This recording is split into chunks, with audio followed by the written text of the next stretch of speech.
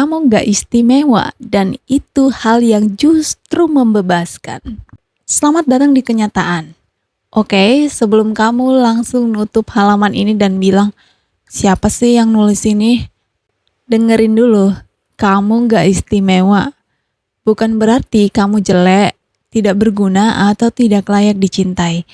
Tapi secara objektif, di atas muka bumi yang dihuni lebih dari 8 miliar manusia ini, kemungkinan besar kamu bukan orang yang paling cerdas, yang paling berbakat, yang paling cantik, atau paling apapun. Dan hal ini berlaku untuk hampir semua orang, termasuk saya. Kenyataan ini bukan untuk bikin kamu sedih, justru sebaliknya. Ini adalah satu hal yang paling membebaskan yang bisa kamu sadari dalam hidup kamu. Oke, mari kita bahas pelan-pelan. Bagian yang pertama, dari mana datangnya ilusi aku istimewa? Kita semua tumbuh dibombardir oleh pesan yang sama. Kamu spesial, kamu unik, kamu bisa jadi apa saja yang kamu mau. Orang tua bilang begitu, guru bilang begitu, film juga bilang begitu, bahkan Instagram bilang itu lewat filter, caption motivasi dan highlight reel kehidupan orang lain yang seolah sempurna banget.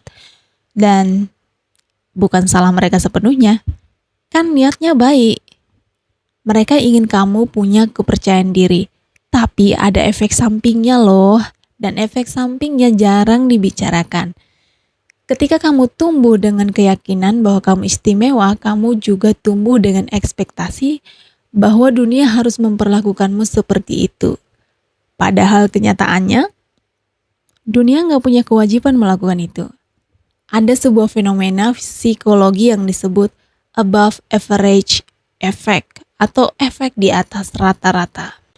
Penelitian ini menunjukkan bahwa mayoritas orang percaya mereka lebih pintar, lebih baik dalam berkendara, lebih jujur, dan lebih berbakat dibandingkan orang-orang di sekitar mereka.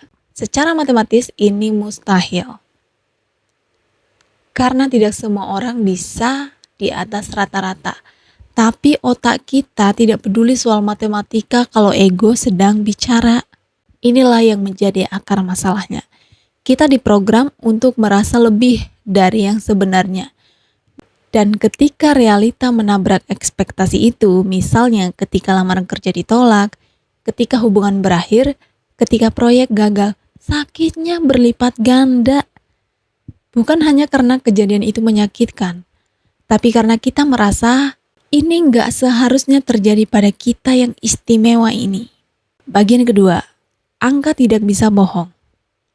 Mari kita bicara sedikit soal probabilitas. Sekarang ada sekitar 8 miliar manusia di bumi. Katakanlah kamu punya bakat tertentu, misalnya kamu jago menulis.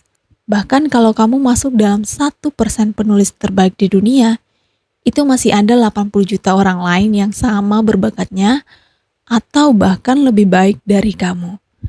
Sementara kalau kamu masuk 0,1% pun, ada 8 juta orang di sana bersamamu.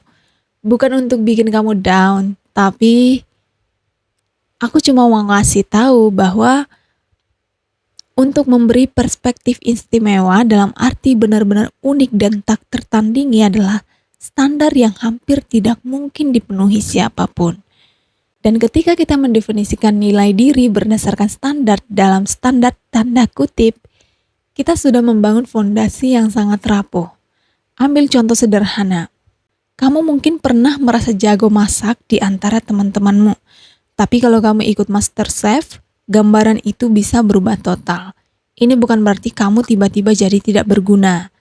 Hanya saja kamu baru ketemu dengan konteks yang lebih besar. Masalahnya bukan pada kemampuan kamu, tapi masalahnya adalah ketika identitas dan harga diri kamu ditempelkan terlalu keras pada label istimewa itu. Bagian ketiga, bahaya obsesi dengan keistimewaan. Kita hidup di era yang sangat terobsesi dengan menjadi menonjol, viral, terkenal, one in a million. Lihat saja bagaimana anak-anak muda sekarang tumbuh. Banyak yang merasa gagal, bukan karena hidupnya buruk, tapi karena hidupnya biasa-biasa saja. Padahal biasa-biasa saja itu sudah jauh lebih baik dari standar hidup ratusan juta orang lain di dunia. Ada sebuah istilah dalam psikologi yaitu narcissistic injury. Luka yang terjadi ketika gambaran diri yang terlalu tinggi bertabrakan dengan kenyataan. Dan generasi yang tumbuh diberitahu bahwa mereka semua spesial sedang mengalami luka itu dalam skala masif. Kita jadi takut terlihat biasa, takut tidak punya pencapaian yang layak diposting, takut kalau hidup kita tidak cukup keren untuk ditonton orang. Dan ketakutan itu justru membuat kita tidak bisa menikmati hidup yang sebenarnya sedang berjalan.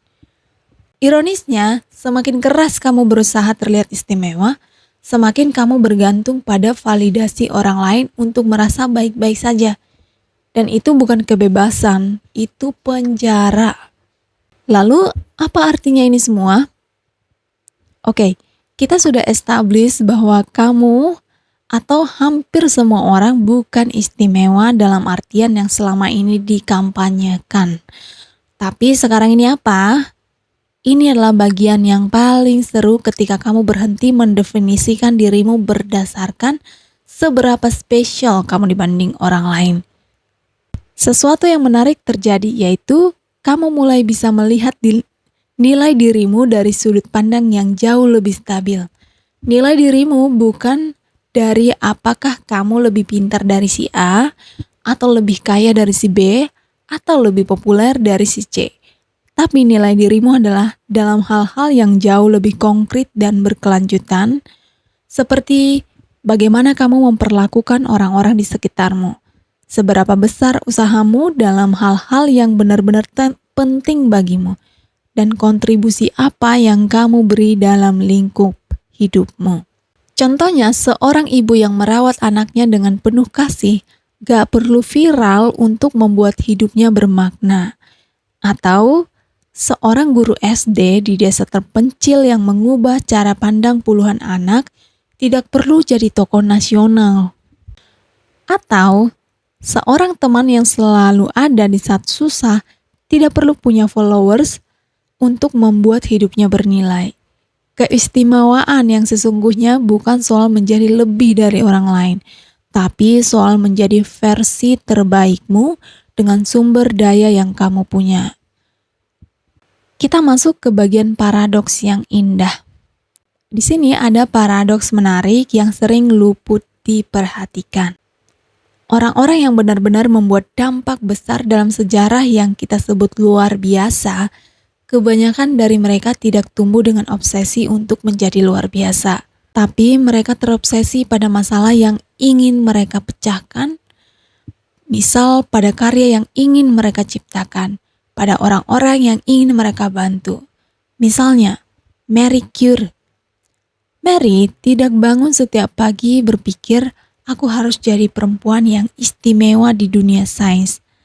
Tapi dia bangun karena ingin memahami radioaktif.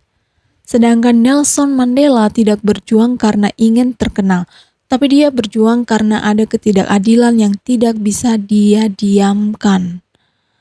Oleh karenanya, fokus untuk menjadi istimewa justru sering mengalihkan kita dari hal-hal yang sebenarnya membuat seseorang berarti. Seperti konsistensi, ketulusan, dan kepedulian. Dan menariknya lagi, ketika kamu berhenti berusaha untuk terlihat istimewa dan mulai fokus pada prosesnya, seringkali hasil terbaikmu justru keluar, bukan karena ada keajaiban, tapi karena energimu tidak lagi tersedot untuk mempertahankan citra, tapi energi itu dialihkan ke pekerjaan yang sebenarnya. Lalu bagaimana cara keluar dari jebakan harus istimewa ini? Berikut beberapa hal yang bisa dicoba. Yang pertama, ubah pertanyaannya. Ganti pola yang bilang, apa yang membuat aku lebih baik dari orang lain? Menjadi, apa yang bisa aku lakukan lebih baik dari versi aku yang kemarin? Karena kompetisi terbesar kamu bukan sama orang lain, tapi sama dirimu sendiri. Nah, yang kedua, rayakanlah hal-hal yang biasa, makan siang enak, percakapan yang tulus dengan teman, atau menyelesaikan satu tugas yang sudah ditunda. Itu semua nyata dan bermakna. Tidak perlu tunggu momen epik untuk merasakan hidup. Lalu yang selanjutnya, kurangilah kebiasaan membandingkan, terutama di media sosial. Karena yang kamu lihat di sana adalah highlight reel, bukan behind the scene. Setiap orang yang kelihatan istimewa di Instagram juga punya hari-hari biasa, kegagalan tersembunyi, dan keraguan yang tidak diposting. Selanjutnya, investasikan energimu pada hal yang genuinely kamu pedulikan. Bukan karena itu akan bikin kamu terlihat keren, tapi karena itu penting bagimu.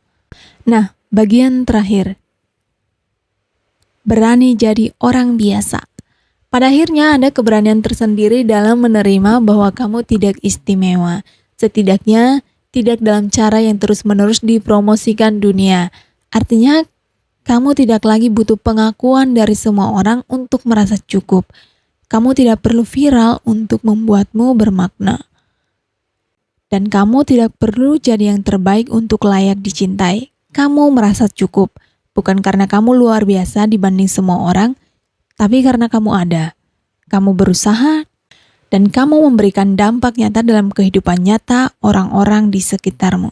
Dan sebenarnya, itu sudah lebih dari cukup. Jadi, selamat datang di klub manusia biasa. Kita ada di sini semua dan kurasa ini tempat yang cukup nyaman untuk ditinggali. Video ini bermanfaat buat kamu, like, komen, dan share ke teman yang mungkin juga butuh mendengar ini. Subscribe kalau kamu belum, karena masih banyak yang akan kita omongin.